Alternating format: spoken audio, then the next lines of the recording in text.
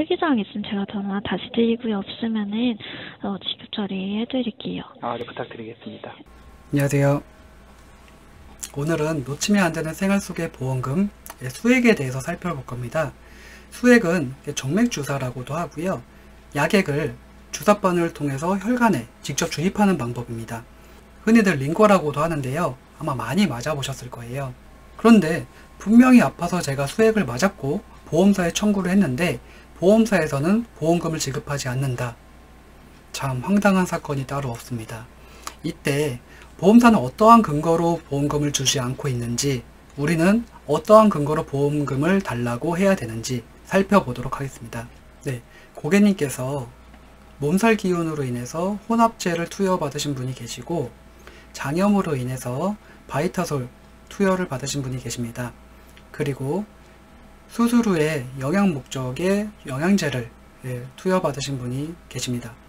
이 세 가지 사례를 기준으로 그 내용에 대해서 살펴보도록 하겠습니다. 앞선 내용에 따라 비급여 주사료에 대한 보험금을 청구를 했더니요. 보험사에서는 이렇게 문자 안내를 해왔습니다. 비급여 주사제 청구에 있어서는 식약처의 허가사항에 효능 효과에 부합하지 않을 경우 지급하지 않는다. 이때 치료 목적에 의한다는 의사의 소견만으로는 보험금을 줄 수 없다. 이렇게 안내를 해왔습니다. 좀 어처구니가 좀 없는 것 같죠? 두 번째로 약관상에 영양제는 보상하지 않는다. 이렇게 지급 안내를 해왔습니다.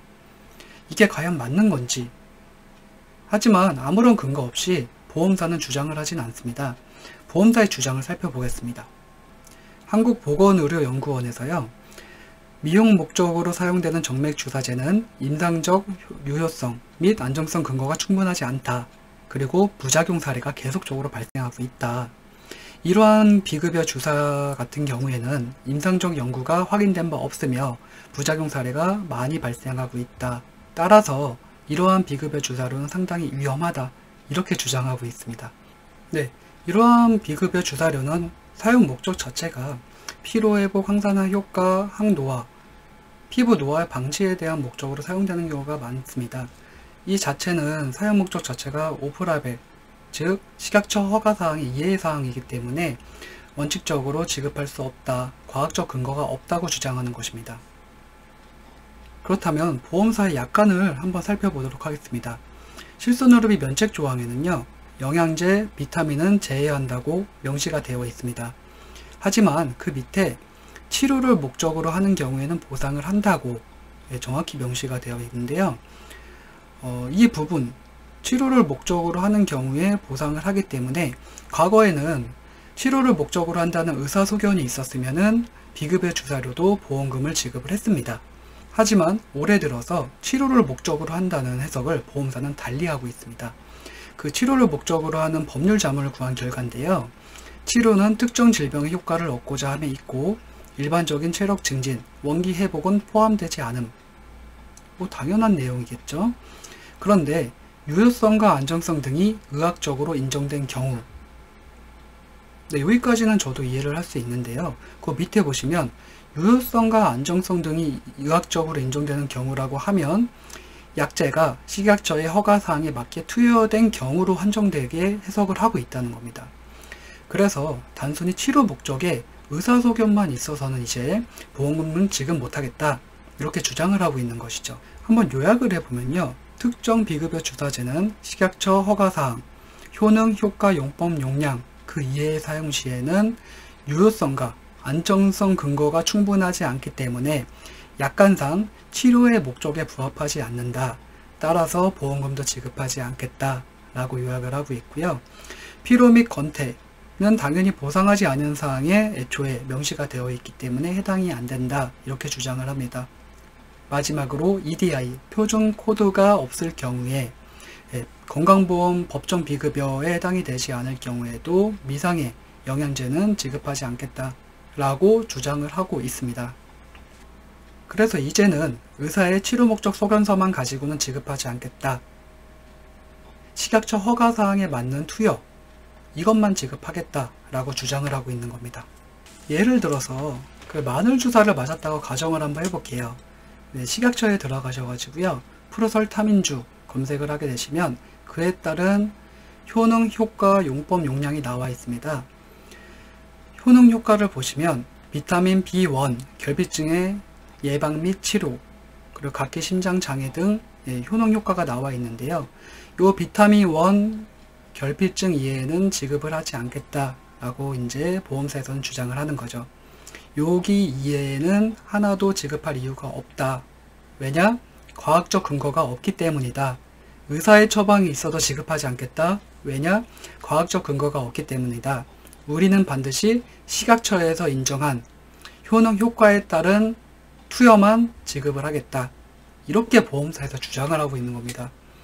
의사의 소견, 의사의 처방 다 무시한 조치, 보험사의 주장 과연 맞는 걸까요? 네, 이에 따라서 한번 약관을 살펴보도록 하겠습니다. 네, 크게 2009년 7월 이전과 1세대 실손이라고 하죠. 그리고 2009년 8월부터 2021년 6월 2, 3세대 실손이라고 불리웁니다. 이 두 가지 약관은 약간 상이한 부분을 보이고 있는데요. 첫 번째 2009년 7월 1세대 실손 약관을 보시면 상당한 이유가 없는 고단위 영양제 투여 비용, 이 부분에 대해서는 고단위 영양제만 아니면은 지급을 해라, 이렇게 해석이 될 수 있습니다. 근데 문제가 되는 거는요, 2009년 8월 이후에 가입하신 분들이에요. 여기 보시면 영양제, 비타민제는 제외합니다. 다만 질병 치료를 목적으로 하는 경우에는 보상한다고 되어 있습니다. 그런데 보험사에서는 이 질병 치료를 목적으로 하는 것에 대하여 식약처 허가사항 이내, 범위 이내의 투여를 치료 목적으로 보고 있는 거죠. 근데 이러한 치료 목적을 좀 달리 한번 해석을 해보겠습니다. 약관의 해석을 보시면요, 작성자 불이익의 원칙, 약관의 뜻이 명백하지 않을 경우에 계약자한테 유리하게 해석을 하게끔 되어 있습니다. 왜냐하면 약관은 보험사에서 마음대로 만들어내기 때문이겠죠. 그리고 제한적 엄격 해석의 원칙이 있는데요. 보상하지 아니하는 사항, 면책 조항에 대한 해석에 있어서는 너무 확대해서 해석하지 말아라. 그러면 소비자한테 불이익이 가기 때문에 제한적, 엄격적으로 해석을 해라. 이렇게 규정을 하고 있습니다. 그리고 대법원 판례에서 아주 명확하게 나타났는데요. 보시면 평균적인 고객의 이해 가능성을 기준으로 객관적 획일적으로 해석을 하되 이와 같은 해석을 거친 후에도 객관적 다의적으로 해석이 된다면 약관의 뜻이 명백하지 않은 경우로 보고 고객한테 유리하게 해석을 해라. 이게 바로 작성자 불이익의 원칙과 확대 해석 금지의 원칙입니다. 이 내용을 근거로 다시 한번 보겠습니다. 2009년 7월 이전 상당한 이유가 없는 고단위 영양제 투여 비용은 보상하지 않는다 라고 명시가 되어 있는데요. 이는 고단위 영양제를 투여하지 않을 경우에는 보상을 한다. 여기에는 영양제와 비타민제는 명시가 되어 있지 않습니다. 따라서 보험금을 지급해야 되는 것이 맞고요. 2세대, 3세대 실손에 대한 약관을 살펴보시면 영양제, 비타민제는 보상하지 않는다. 예, 맞다고 했었죠. 여기에 질병 치료를 목적으로 하는 경우 이게 과연 보험사에서 주장하는 식약처의 허가 사항에 해당이 되어야지만 질병 치료를 목적으로 하느냐, 이에 대한 해석을 달리 한번 해보면요. 대법원 판례에서와 같이 평균적인 고객의 이해 가능성을 기준으로 치료에 대해서 한번 생각해 보겠습니다. 우리가 흔히 생각하는 치료는 병원에서 이렇게 방문을 하고 의사의 진찰, 진료를 통해서 병증에 따라서 처치나 처방을 받고 회복을 하고 병을 낫게 하는 거 아닌가요? 아프니까 병원을 갔죠. 안 아픈데 병원 갈 일 없잖아요. 안 아픈데 병원을 갔을 경우에는 미용 목적이 되겠죠. 근데 여기서 보시는 거와 같이 환자가 의사는 아니잖아요. 당연히 의사의 지시에 따를 수밖에 없는 것이고요. 환자가 식약처 허가사항에 따른 약물 여부에 관심을 가질 필요도 없어요. 의료의 대부분은 의사의 지시에 따라서 이루어지잖아요. 환자가 이 약 투여해줘 이렇게 말할 수는 없는 거잖아요. 예를 들어서 의사가 이래 해서 이 약을 투여하셔야 됩니다 한다면 어떻게 하시겠습니까? 이 약은요, 식약처 허가사항에서 허용하는 범위 이외이기 때문에 주사를 맞지 않겠습니다. 허가 범위에 맞는 주사를 놔주세요. 이렇게 하는 고객이 몇이나 되겠습니까? 이렇듯 환자는 의사분에게 기댈 수밖에 없습니다. 이러한 의사의 지시 자체에 치료를 목적으로 한다는 암묵적인 의미가 담겨 있다고 봐야 되는 게 맞다는 거죠. 따라서 평균적인 고객의 이해 가능성을 보았을 때 의사의 지시에 의한 치료는 치료의 목적으로 보는 것이 합당한 것입니다. 처음에 장염으로 인해서 비급여 주사인 바이타솔을 맞으신 분을 검토를 해보면요. 바이타솔 주를 검색을 해보시면요. 효능 효과에 저단백 혈증, 저영양 상태, 수술 전후. 그냥 단순 장염으로는 보험금을 지급하지 않다고 보험사는 주장을 하는 것이죠. 이때 보험 담당자와 이렇게 통화를 했습니다. 저 담당자가 대신 청구를 해드렸어요. 치료자분 맞으실까요? 네네. 근본 청구권, 장염 쪽으로 해서 병원 내원하셔가지고 청구해주신 부분 있으시잖아요. 네네. 근데 이제 이 부분이 고객님께서 넣어주신 사실 여기 세부 내역서에 바이탈솔이라고 비급여 주사 있으신데 이 부분이 영양제 주사예요, 고객님. 네네. 근데 이제 고객님 가입하신 약관에 영양제랑 비타민제는 보상이 안 된다고 되어 있어서 그 부분 안내를 해드리려고 전화를 드렸거든요. 그게 치료 목적 소견이 있으면 가능할까요? 지금 치료 목적 소견서 확인되었는데 그게 용법 용량이 좀 가지고... 달라서 그럴까요? 식약처 사항이랑? 네네네. 그래서 그 사항이 요즘에 네네네. 저 보험사에서 요즘에 지급을 그렇게 안 하고 있는 건 저도 알고 있는데 과거에는 네네. 치료 목적 사항이라면 지급을 했었잖아요. 근데 최근 들어가지고 식약처 사항에 효과 효능이 입증되지 않으면 지급하지 않는 걸로 하고 있는 것 같아요. 네네. 근데 고객님께서 저번에도 지급받은 경험이 있으셔서 이번까지는 어떻게 안 될까요? 제가 전달을 아직 못 해드려서. 네네. 그 영양제 자체가 지금 약관상에 안 되는 부분이시고 그 부분에 대해서 저희도 지침이 그렇게 되어 있어서. 네네. 일단 문자로 영양제 관련해서 안내해드리고 아까 말씀했던 것처럼 식약처에서 효능 효과가 입증된 부분에 한해서만 지급이 가능한 부분이세요. 그러면 치료자님께서 그 부분에 대해서 안내를 해주시겠어요? 네, 제가 고객님께 안내 드릴게요. 네, 알겠습니다. 그러면 이 부분 확인해서 네네. 지금 안내 도와드리겠습니다. 네, 감사합니다. 네, 이렇게 해서 지급을 받았고요. 보험사도 약관상의 내용의 근거가 충분하지가 않습니다. 그래서 심사자와 통화를 하실 때 너무 약관의 근거를 가지고 싸우려고 하지 마시고요. 과거 지급 경험이 있기 때문에 이번만 어떻게 지급해주면 안 되냐, 앞으로 병원 갈 일 없다 라고 말씀을 하시면서 지급을 받는 방향으로 말씀을 드리는 것이 더 좋습니다. 이번에 한 번만 해달라고 해서 지급을 해줬는데 다음번에 또 청구를 한다고 했을 때 그때 지급을 안 하진 않습니다. 단 일회성 동의를 피하셔야 된다는 거죠. 다음은 몸살과 근육통으로 수액을 투여받으신 분인데요. 심사자와 이렇게 통화를 하였습니다. 설계사고 대신 청구해드렸어요. 담당 설계사 네네네. 선생님이세요? 네네네. 요번에 감기 몸살로 가셨던 거 청구해 주셨는데, 네네. 저희 요거 주사제 경우 치료 목적 확인되어야 지급 가능해가지고, 네, 진단명 확인되는 서류나 아니면 차트라도 저희가 소견서까지는 비용이 조금 부담이 되신다면은, 원래는 소견서를 요청드리거든요. 근데 만약에 부담 비용 되신다고 하시면은, 이거 치료 내용 확인되는 차트나 진료 확인서 보내주시면 저희가 그걸로 내용 확인해서 처리해드릴게요. 저도 무슨 의미인지는 알 것 같은데. 네. 이번 한 번만 그냥 좀 해주시면 안 될까요? 다시 병원 방문하시기가 좀 애매해가지고. 예전에 올해부터 그게 용법 용량 식약처의 상황에 따라서 네네네. 수액에 대한 문제가 좀 많더라고요. 네, 그래서 저희도 네네. 이거를 확인하느라. 그죠. 근데 진짜 아파서 가신 거라. 근데 저희도 네네. 요거는 진짜 아파서 가신 거는 잘 알지만 저희가 서류로 받아야 되는 부분이기 때문에. 세부 내역서로 검토가 좀 힘들까요? 약품명으로. 그러니까 진단명이 확인이 안 되어가지고.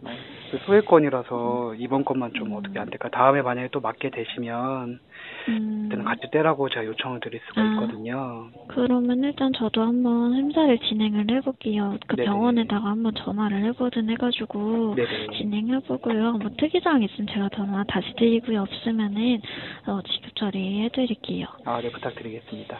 네, 이렇게 심사자는 병명이 확인이 가능한 서류를 요청을 해왔지만 저는 병명이 가능한 확인 서류를 없이 지급을 해달라고 요청을 했습니다.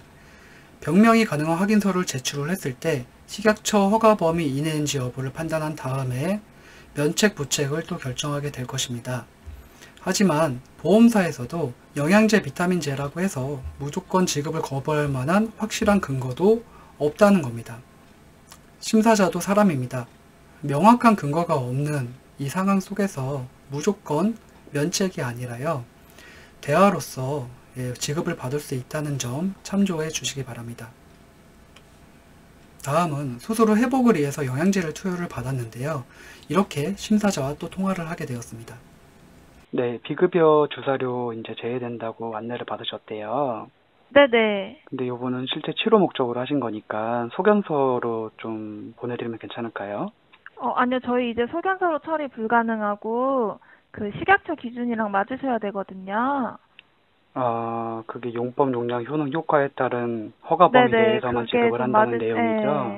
네네. 그게 이번 연도부터 좀 많이 이슈화 된 것 같은데 네. 이분은 과거에도 지급을 받으셨었잖아요. 네네. 수술을 계속 하시다 보니까 네, 과거에도 지급이 됐는데 지금 지급이 안 된다면 네. 그게 약관 규제에 관한 법률에 따라서 네. 요거는 좀 약간 선례나 판례가 없는 것 같아요. 지금 현재는. 네네, 치료 목적이 이게 또 아니기 때문에 지급하지 네. 않겠다 이렇게 보험사는 주장하잖아요. 그쵸, 네. 네, 그 지침으로 내려온 것 같더라고요. 네. 그래서 요거는 좀 지급이 가능할까 해가지고요. 과거에는 다 지급이 됐는데 똑같은 약관이 네. 있어서 지금 지급을 안 해버리면 요거는 약간 그러면 분쟁 사유가 될 것 같아요. 네. 그러면 그 네네. 영양제만 지금 거의 100만 원이 넘으시잖아요. 맞아요. 네, 그러면 그 식약처 허가사항 뭐 이래 해서 부득이하게 이렇게 투여했다라는 소견서 그럼 좀 부탁드릴게요. 네, 소견서는 우선 발급을 받아오셨는데. 받아오셨어요? 네, 금방 거는 내일 오전 중으로 처리될 것 같은데. 보험사도 약관상 근거가 충분하지 않기 때문에 약관상 내용으로 다투기보다는 과거에 지급 경험이 있었다, 누구는 받았다, 이번에 지급해주면 안 되냐, 지금 앞으로는 치료 예정은 없다 라고 해서 대화 형식으로 지급받는 게 더 수월할 것 같습니다. 이렇듯 비급여 주사료에 대해서 살펴보았는데요. 과거 실손 의료비에 대해서는 지급을 해야 되는 게 저는 맞다고 생각을 해요. 근데 하지만 실제 미용을 목적으로 좀 악의적으로 청구하시는 분들도 간혹 계십니다. 전 그런 분들에 대해서는 해당 사항이 없다고 판단을 하고요. 실제 병증이 있고 치료를 목적으로 투여를 하였을 때 그런 분들은 마땅히 지급을 받아야 된다고 생각을 합니다. 다만 비급여 주사제는 옆에 표에서 보시는 것과 같이 손해율이 상당히 높습니다. 악의적인 청구가 많아질수록 여러분들이 내는 보험료가 많아진다는 의미입니다. 따라서 선의적인 치료를 목적으로 하는 비급여 주사료는 청구 그리고 지급이 가능하다라고 저는 생각을 하고요. 악의적인 미용을 목적으로 주사 치료는 당연히 지급을 거절하는 것이 맞다고 생각을 합니다. 이렇게 보험사의 손해율이 높아지다 보니까요. 최근에 2021년 7월에 실손 의료비가 개정이 되었습니다. 보시면 2021년 7월 이후 4세대 실손이라고 불리게 되는데요. 정확히 명시를 해놨습니다. 정확히 명시를 해놨어요. 약사 법령에 의하여 약제별 허가사항, 그리고 식약처겠죠. 식약처에 허가된 사항대로 사용된 경우에만 치료 목적으로 보겠다 라고 정확히 약관상에 명시를 합니다. 따라서 2021년 7월 이후에 실손 의료비 보험을 가입하신 분들은 보상을 받을 수 없다라고 생각을 하시면 되고요. 반대로 말씀드리면요. 식약처 허가사항 이내의 약물 투여는 보상이 가능하다라고 말씀드릴 수가 있습니다. 따라서 비급여 주사를 처방받게 되는 경우에는 의사분께 식약처 허가사항 이내인지 한번 물어보고 투여를 받는 것도 보험금을 지급받기 위한 한 가지 방법이 될 수도 있습니다. 참조해 주셨으면 좋겠습니다. 네, 이렇듯 보험금 청구에 대한 논리와 근거는 상당히 중요합니다. 만약에 보험사에서 보험금 면책, 부지급을 하게 된다면요, 다음의 근거를 가지고 보험금 부지급 사유를 서면으로 반드시 통지를 받으신 다음에요, 반대되는 근거를 통해서 증명을 해야 되고요, 이를 보험사에 민원을 제기를 합니다. 그 다음에 보험사에서 이 또한 거절을 했을 때는 소비자 보호원이나 금융감독원에 민원 제기를 하여서 반드시 고객님의 권리를 꼭 지키셨으면 좋겠습니다. 오늘 방송의 내용이 시청자분들께 많은 도움이 되길 바라면서 오늘 방송 마치도록 하겠습니다. 감사합니다.